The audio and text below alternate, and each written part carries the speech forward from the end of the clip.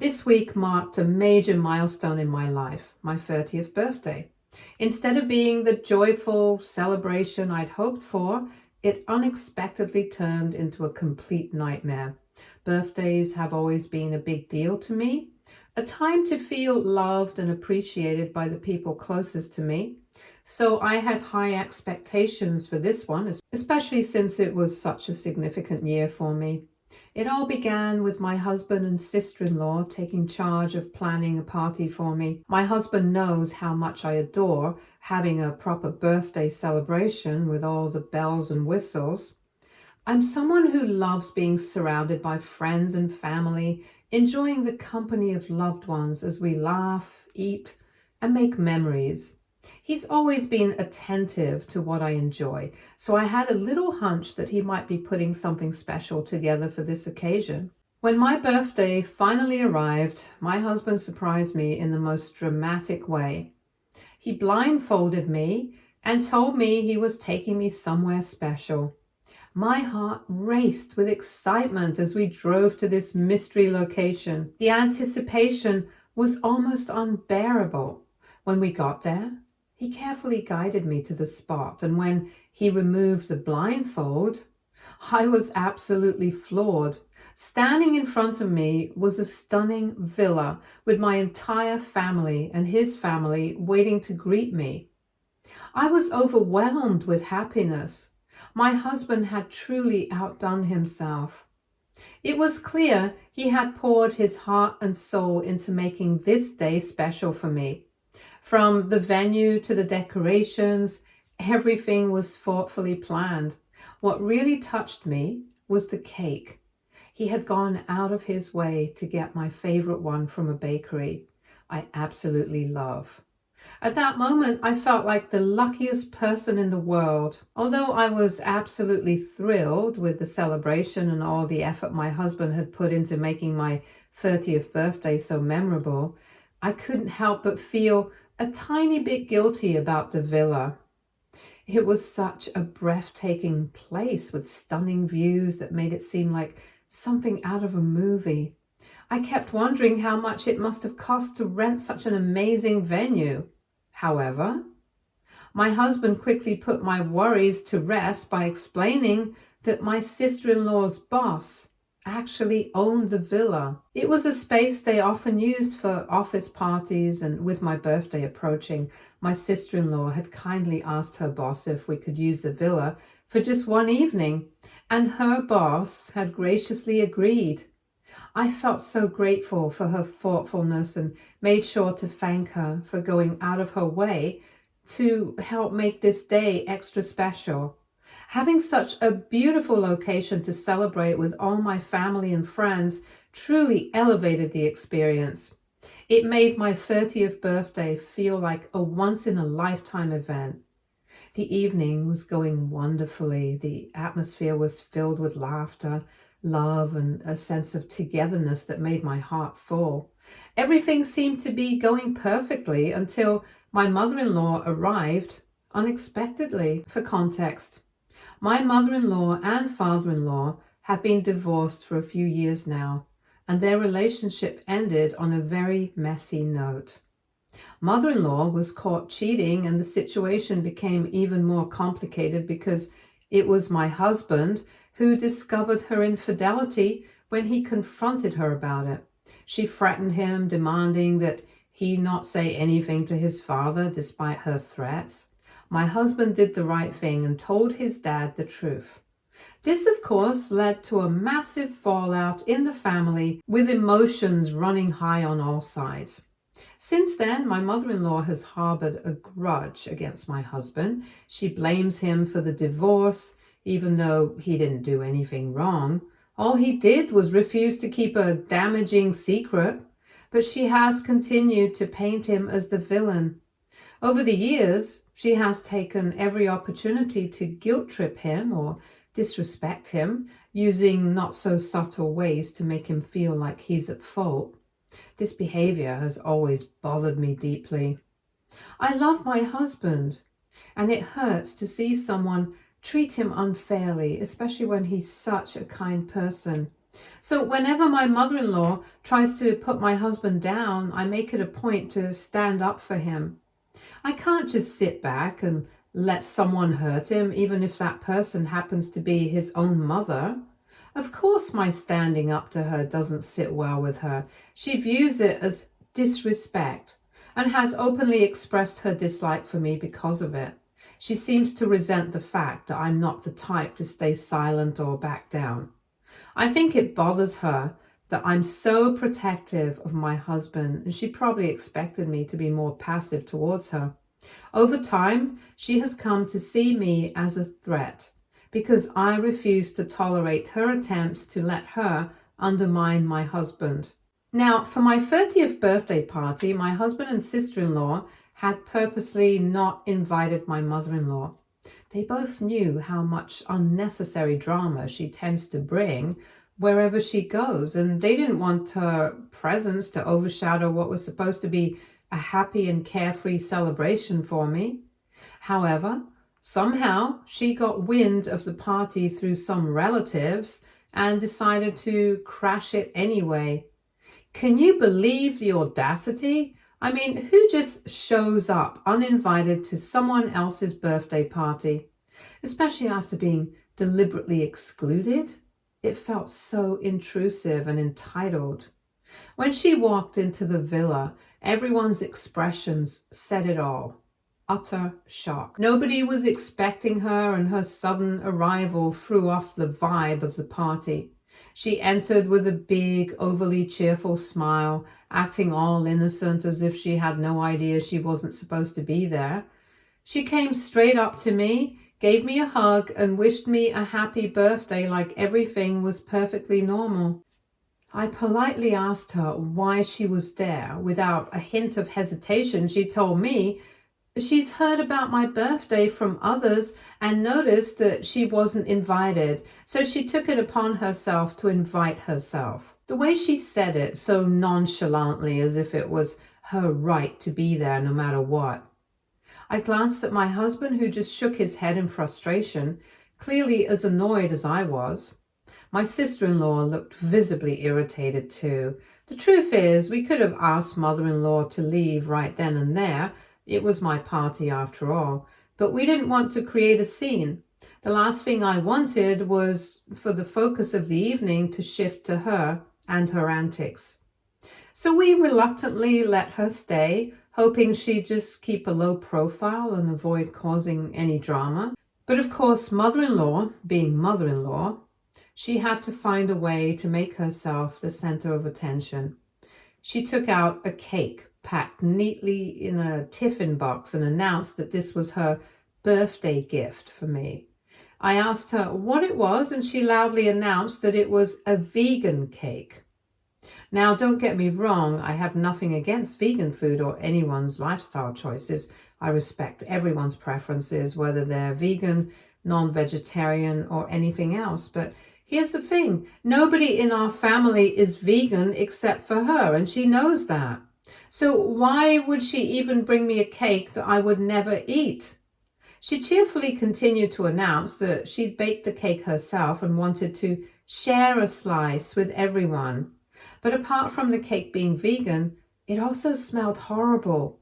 The cake had this strange, musty odor, the kind of smell food gets when it's been sitting in the fridge for too long.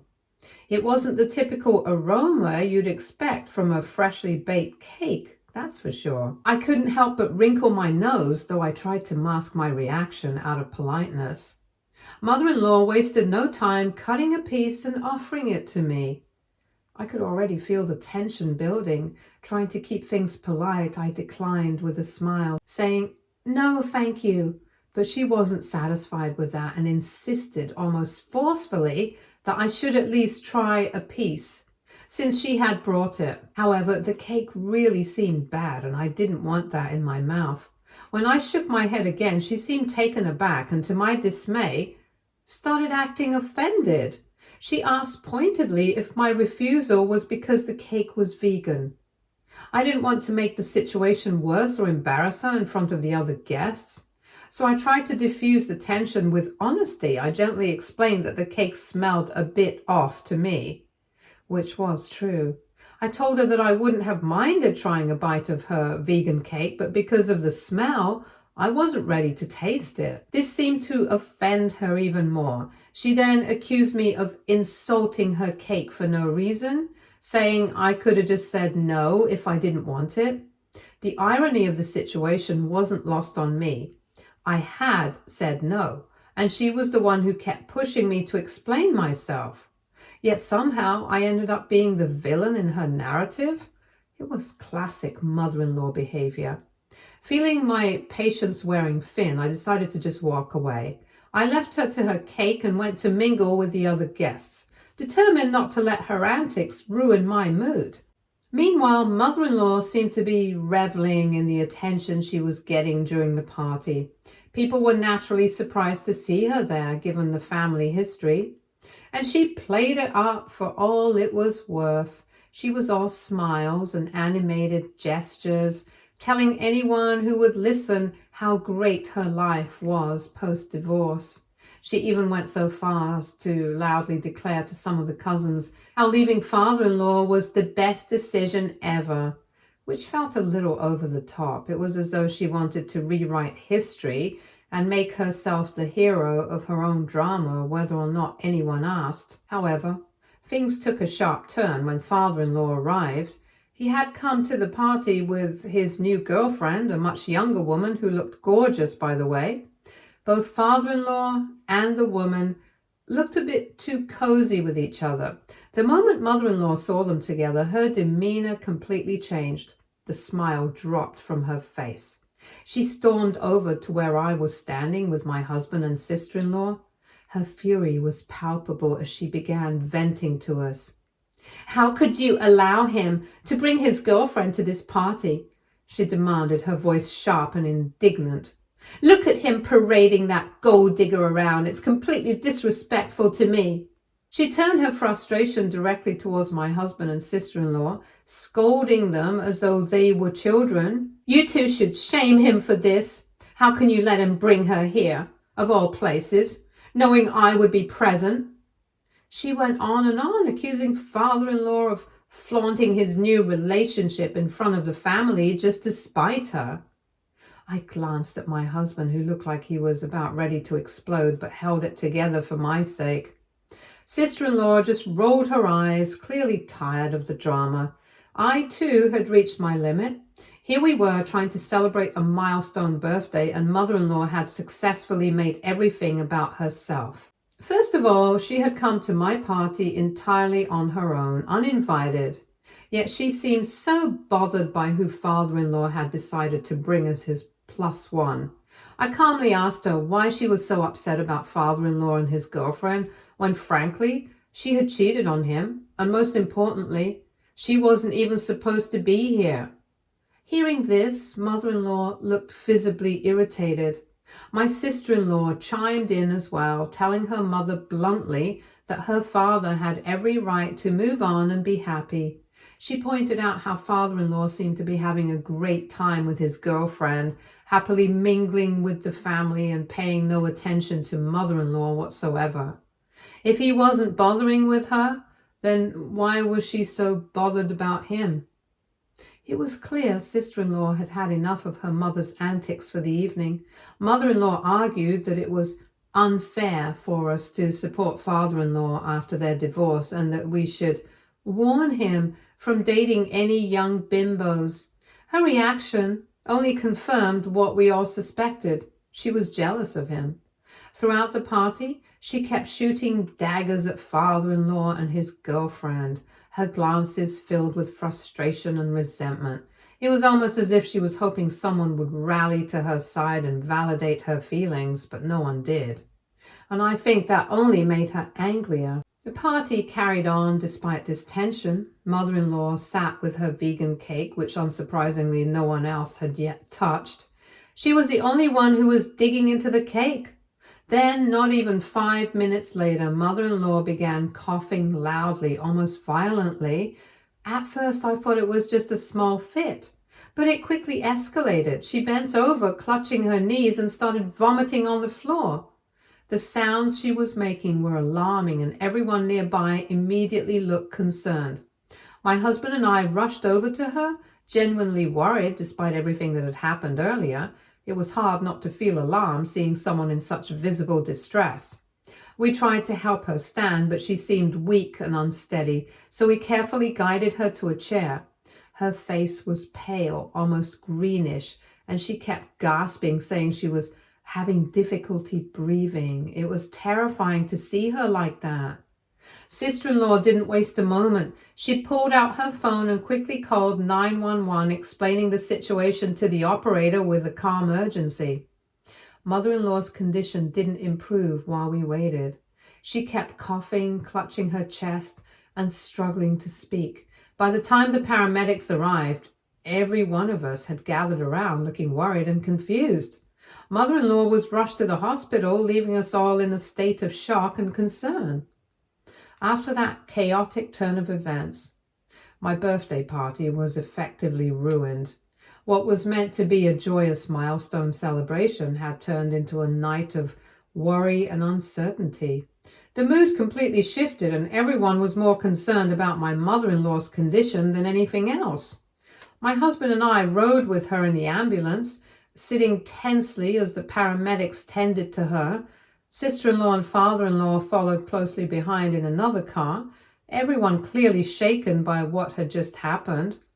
Once we arrived at the hospital, the doctors began examining mother-in-law and assured us they'd do their best to figure out what was wrong. After some time, they informed us that mother-in-law had food poisoning and would need treatment to recover. Naturally, they asked what she had eaten prior to falling ill. I thought back to the party and realized mother-in-law hadn't touched any of the food or snacks we had provided since she is vegan. The only thing she'd consumed all evening was her own vegan cake. The doctors asked us what was in the cake, but we had no idea about the ingredients used. They asked us to show them the cake so they could determine exactly what mother-in-law had consumed, as this would help them treat her faster. My husband decided to drive back to the villa to retrieve the cake so the doctors could analyze it. After the doctors took a close look, it turned out the cake contained expired vegan yogurt and expired vegan sour cream, which, after being mixed together, gave that bad smell I'd noticed earlier. The doctors confirmed that this combination was the culprit behind mother-in-law's food poisoning. When mother-in-law eventually recovered enough to have visitors, the rest of the family and I went to see her. I was genuinely concerned about her and hoped she was feeling better. She had already been informed by the doctors by then about the cause of her hospitalization. However, when I walked into the room, she looked visibly distressed, her jaw set tightly and her eyes filled with fury. Before anyone could even ask how she was feeling, she turned to me, her voice rising sharply. "You poisoned me," she shouted, her tone accusatory and venomous. I froze, completely taken aback. For a moment, I couldn't even process what she was saying. My husband stepped in, asking her what on earth she was talking about. But mother-in-law didn't hold back. She continued yelling at me in front of everyone. "You've never liked me," she screamed.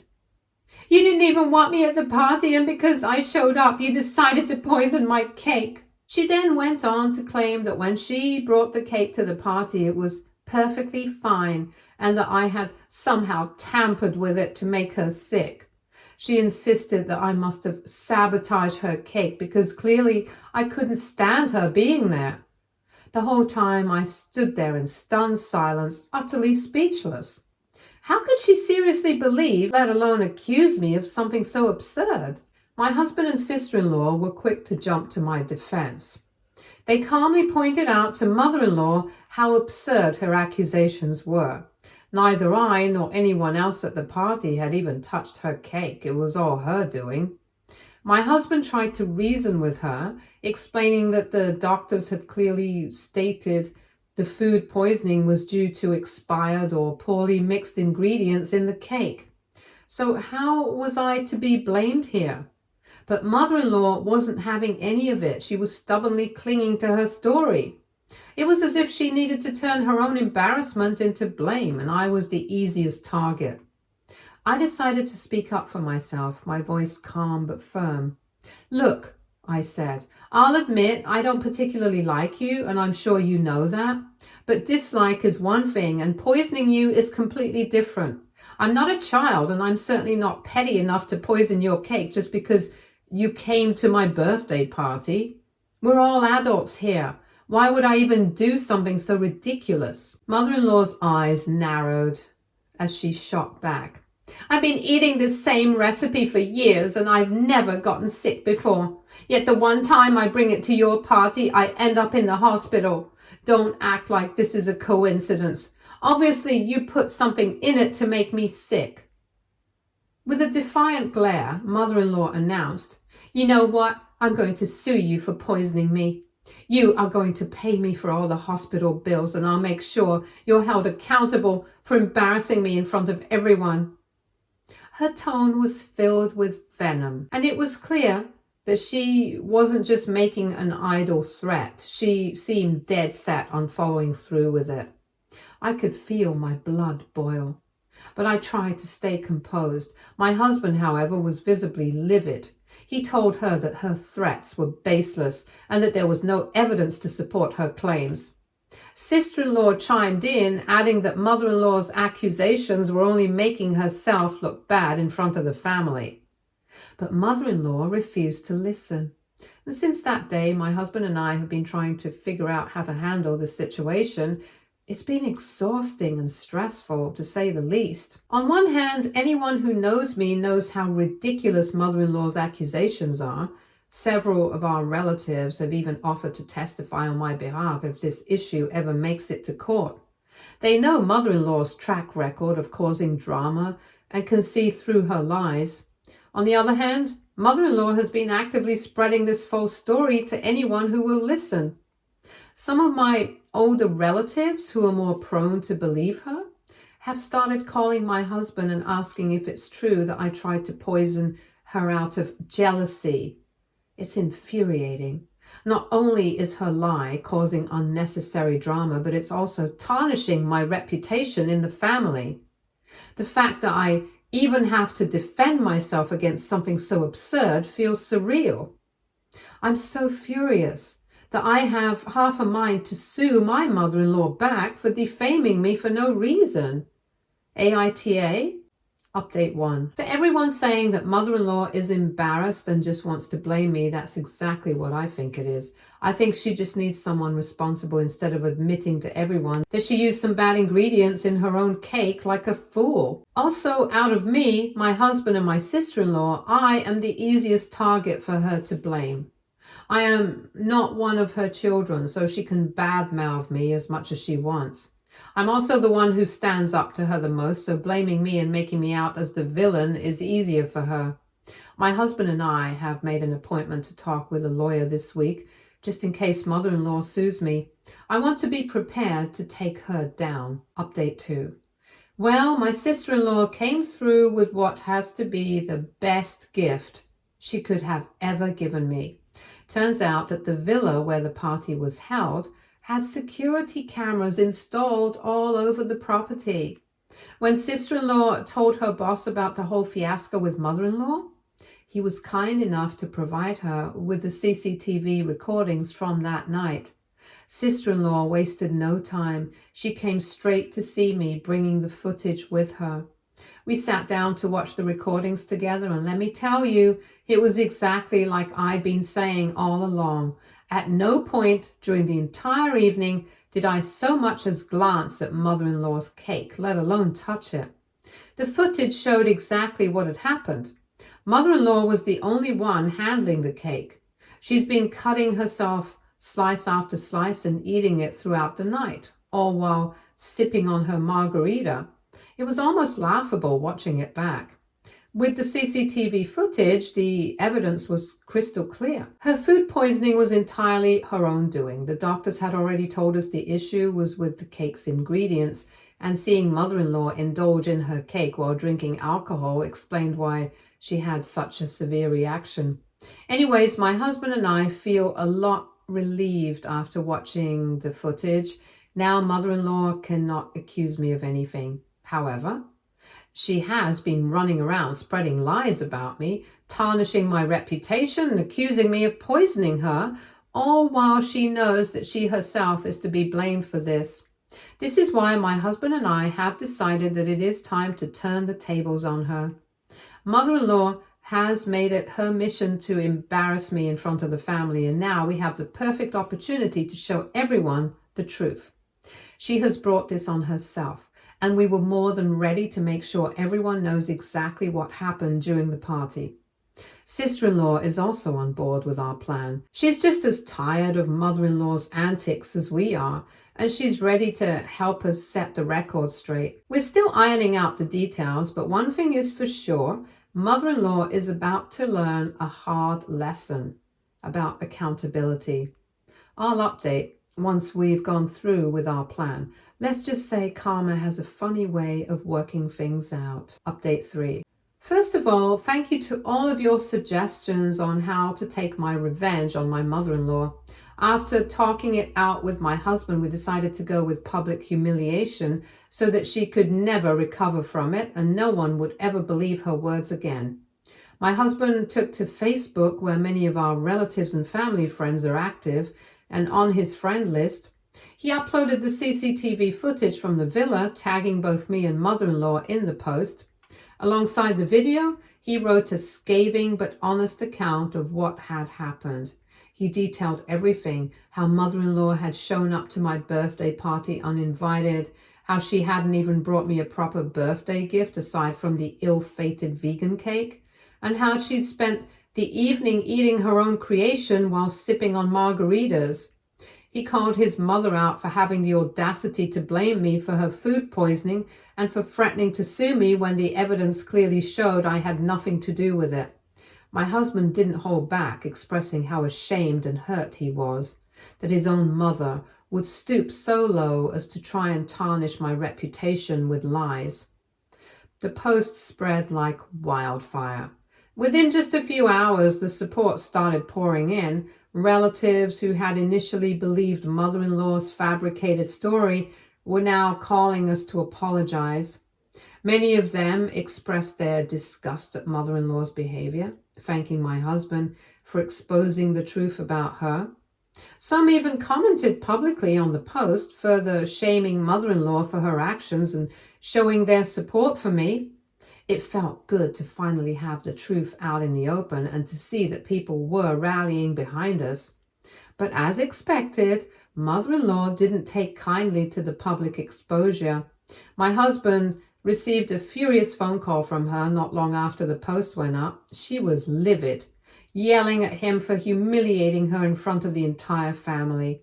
She accused us of crossing the line and insisted that it was unfair of us to upload the post on Facebook. She demanded that we take it down immediately and, get this, said we owed her an apology for the embarrassment she was facing now. Her audacity left us speechless. My husband firmly told her that there was nothing to apologize for and that her humiliation was a direct result of her own actions. He reminded her that she had been the one to spread lies and make baseless accusations, and now the truth was out for everyone to see. This is when mother-in-law started screaming, talking about how hurt she was and how the entire family was against her. According to her, ever since the divorce, we had all taken sides, choosing father-in-law, and now no one ever checked in with her or spoke to her. Well, of course we did. She had cheated and torn the family apart. What exactly did she expect us to do? Her attempts to portray herself as the innocent party were completely absurd. She then tried to guilt-trip my husband, telling him how disappointed she was in him. She said how he had changed and was now choosing to believe his wife over his mother about what had happened during the party. She was desperate to paint herself as the one who had been wronged, and she was using every emotional tactic in the book, claiming that I was always so disrespectful to her and that he should stand up for her instead of continuing to support me. It was clear she was trying to manipulate him, but my husband wasn't having any of it. He saw right through her and immediately shut her down, stating that he was tired of her narcissistic behavior. He told his mother that his opinion of her had drastically changed and that he no longer respected her anymore. Finally, he told her that she could think whatever she wanted, but that he was done with her manipulative games. He warned her that if she didn't change her behavior, he and everyone else would eventually cut her out of their lives. Ever since then, mother-in-law hasn't dared to disturb us. I guess she has finally learned her lesson. For now, we're standing our ground, the post stays up, and mother-in-law's attempts to spin the narrative in her favor. It's about time she faced the consequences of her actions, and we're glad the truth is finally out. While it's been a tough experience, the support from our family and friends has shown us that standing up to her was the right choice. Stay tuned for more stories from our girl relationships.